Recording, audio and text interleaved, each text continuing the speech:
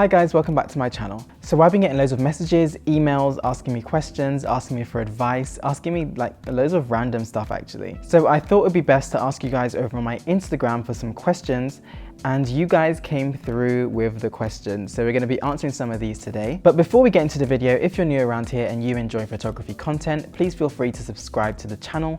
And also if you enjoyed this video, make sure you give it a like. Okay, let's get into it.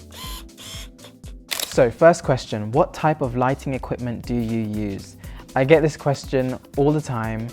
And the funny thing is I mention it in literally every single video. The lights that I use most of the time are Profoto monolight strobes. These are monolight, so it's like an all-in-one, which is slightly different to a pack and head setup, which is kind of where you have a pack that you can plug multiple heads into, which actually powers the light. And yeah, they're great. They're quite expensive. And I've had a few comments from people saying, whoa, that's a lot for a flash. And I'm like, yeah, it is.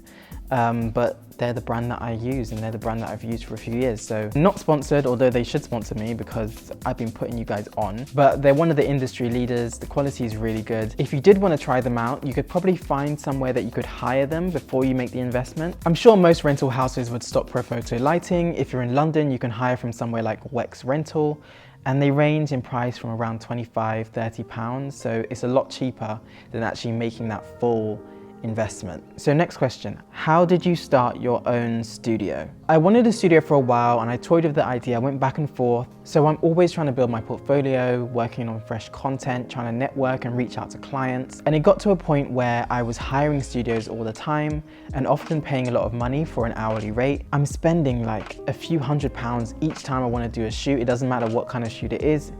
Whether I'm getting paid or not, I have to spend, like £200–300 for a studio for the day. So it came to a point where I said, okay, I need to get my own space to work from where I can just be creative and where I can have clients come to me and sort of have a bit more flexibility and take on more jobs. So I decided to get my own studio space. So I looked online for a building that I could sort of put a studio into, and it was really hard. I couldn't really find the right space, the right size, the right height ceilings, just in a good area. But eventually I found a nice space and I sort of built a studio in here. So this is a studio that I'm working from. Was it worth it? For me, absolutely. I mean, I do not know what I would have done, especially throughout lockdown without a studio space to work from. It's just allowed me to be so much more creative. It's allowed me to film these videos and also rent out the space to other people to use as well. So it's been really good so far. If you want me to make a video about having a studio space, whether it's worth it or any more information about that, let me know in the comments down below.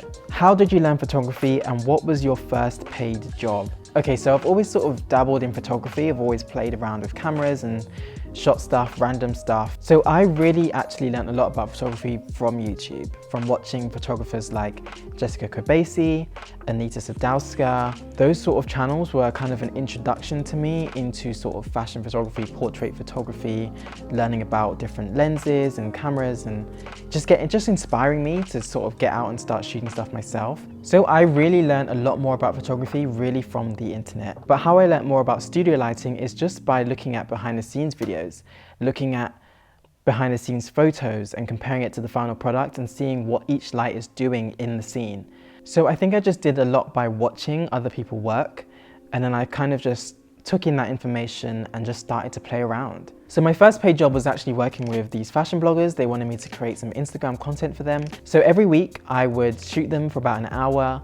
I would retouch the photos and send them over, and that was my first paid job. Now I was ridiculously underpaid for that job. I literally used to drive 45 minutes from my house, shoot for about an hour, drive 45 minutes back, and then spend a few hours retouching the photos, but I only used to get paid about £40 each week. So now that I'm thinking about it, it actually was a bit crazy, the amount of work I would do for that money, but that was my first paid job, so yeah. Dream person to shoot.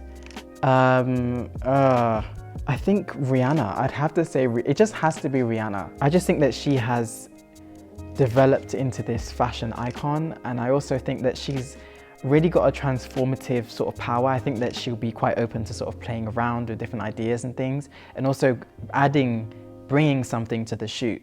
So yeah, I definitely think Rihanna. How long have you been doing photography? Did you go to school for it? So I've been doing photography, I always say about 4 years. I've been playing with cameras longer than that, but I think professionally, I would say 4 years. Did I go to school for it? I didn't go to university. I did a kind of course, a film and media course when I was 16 for 2 years, and that was kind of like mainly like film, TV, radio, and a tiny little bit of photography, but I honestly didn't learn a lot of photography on that course. People always ask me, should I go to university for photography? Did you go to university? I did not go to university for photography. Personally, I wouldn't go to university for photography just because I'm not really sure if going to university would make you a good photographer or a better photographer.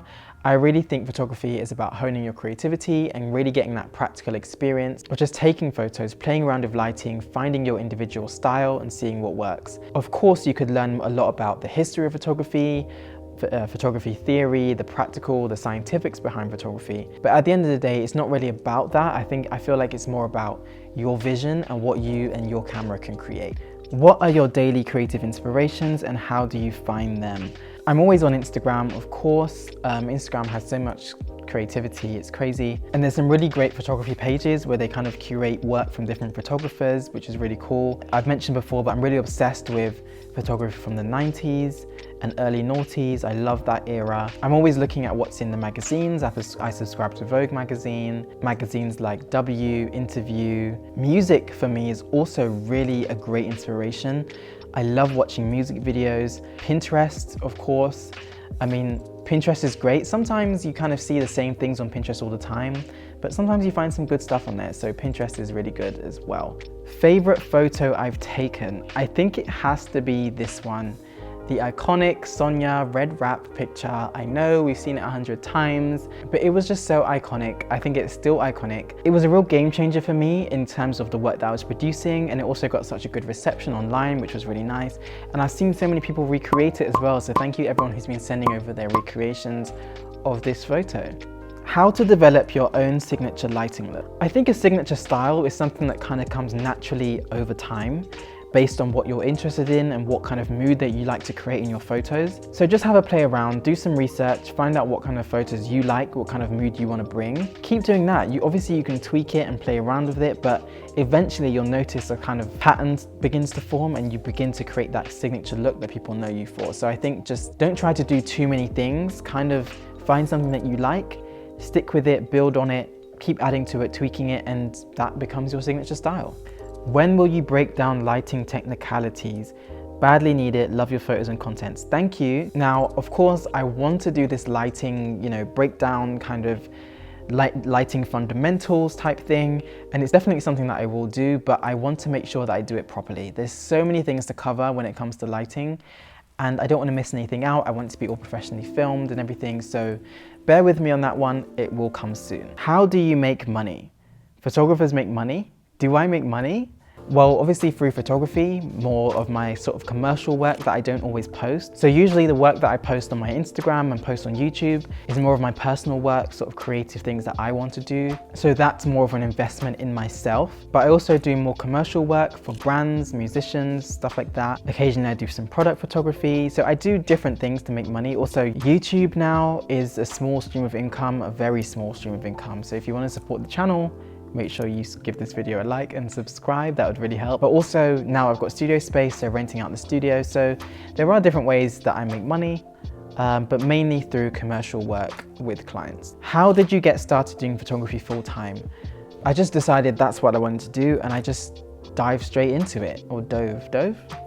I just went straight into it. I just did some research on how to sort of get into photography on the internet, started doing some test shoots with models, eventually started posting it on Instagram, and then people started getting interested in what I was doing, and then I started reaching out to different people, different brands to work with, clients to work with, and just kind of took it from there. And it's only, but one thing I will say, it does take a while to sort of build up a client base, a regular client base, and also to generate new interest. So it definitely takes time. I've been doing this for 4 years, and only really this year I've started to see things really pick up with working with new people and getting recommended for jobs by other people, and a real growth in my following and everything. So because it can take such a long time to develop your style and build up a clientele and also get better at photography, it is a good idea to sort of start doing photography, start building a photography business while you are working part-time or maybe studying or something like that. How can I connect with stylists and makeup artists?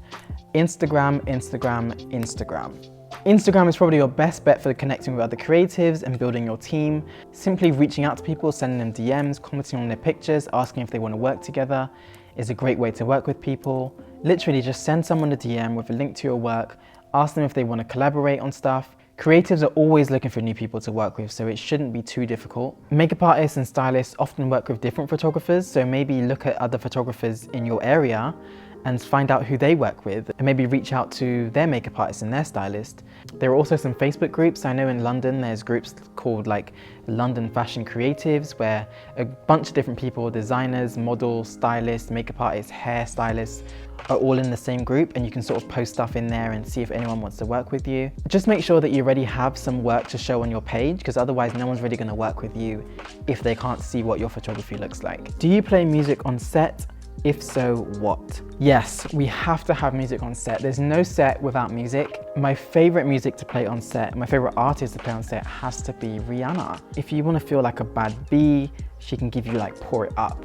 If you want something kind of dark, grungy, she can give you Hard, Disturbia. If you want something rocky, you've got Shut Up and Drive. If you want like dancey party music, you've got Only Girl in the World, We Found Love, Don't Stop the Music. If you want to have fun and like wind your waist, she's got Work, Rude Boy, if it's loving that you want. But then she can also give you like a ballad like Love on the Brain or Diamonds, or she just got everything. She has everything. Rihanna. Did I say Rihanna? Maybe Rihanna, I don't know.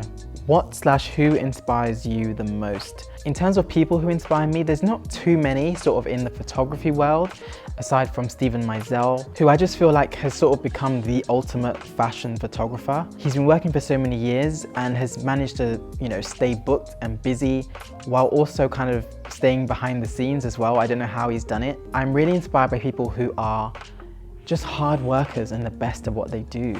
How much money do I make? I don't know, to be honest. I can't put a figure on it on top of my head, but I will say that I invest a lot into my craft. So I could probably make more profit, but I do invest a lot in, you know, creative shoots and building my portfolio and new equipment and the studio space and all these different things. So profit-wise, I'm probably making less than I could be, but I do really believe in investing in yourself and investing in your craft, and eventually it will pay itself off. So that's it, guys. Hopefully I answered some of your questions. If you have any more questions from me, please leave them in the comments down below. If you enjoyed this video, make sure you give this a like and also subscribe for more photography content. If you want to see more of my work, make sure you follow me on Instagram @IanHippo, and also stay tuned to my stories so you don't miss out on the next Q&A. That's it, guys, and I will see you in the next one. Bye.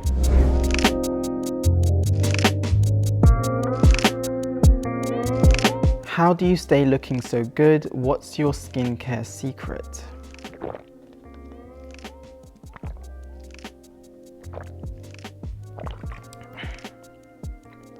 Not sponsored.